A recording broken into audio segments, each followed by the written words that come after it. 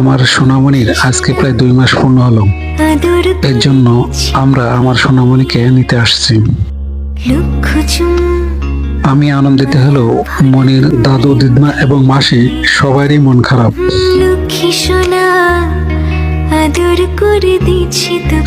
শুধু তাই নয়, মনির মাও কান্না করা শুরু করে দিয়েছে।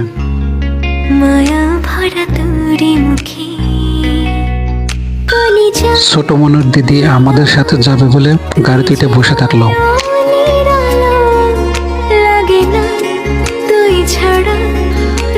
মনির দিদিমা মন খারাপ হওয়া সত্ত্বেও বৃষ্টির হাতে আমাদের মনিকে তুলে দিল।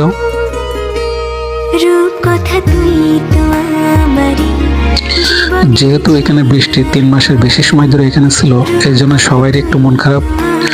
যাই হোক, অবশেষে সবাইকে বিদায় দিয়ে আমরা আমাদের বাসার উদ্দেশ্যে রওনা হলাম।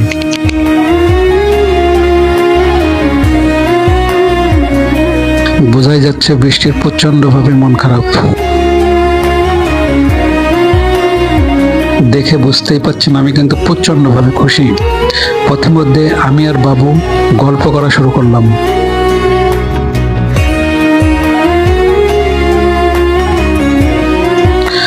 আমি, মা, বৃষ্টি এবং বাবু বাসার দিকে যাচ্ছিলাম এবং সবাই কিন্তু এক্সাইটেড ছিলাম।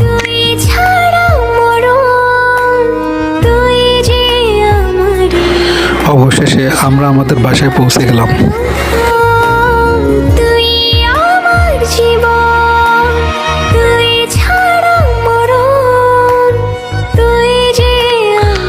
মা আমার সোনা বাবা এবং বৌমাকে সুন্দরভাবে বরণ করে নিল।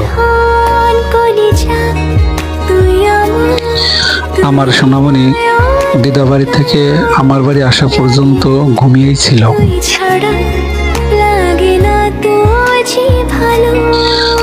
আমাদের ইচ্ছা ছিল সোনামণিকে খুব সুন্দরভাবে অনেক বড় আয়োজনে বরণ করে নেব, কিন্তু সেটা আর হয়ে ওঠেনি।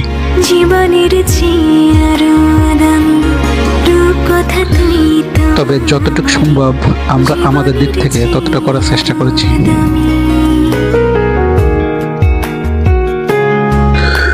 নতুন ঘরে আমার সোনামণির নতুন পদচরণ হিসেবে পায়ের চিহ্ন আমরা স্মৃতি হিসেবে রেখে দিলাম। আমার সোনামণির কি নাম রাখা যায় সেটা অবশ্যই কমেন্ট বক্সে জানাবেন। ভিডিওটা কেমন লাগলো সেটা অবশ্যই জানাবেন।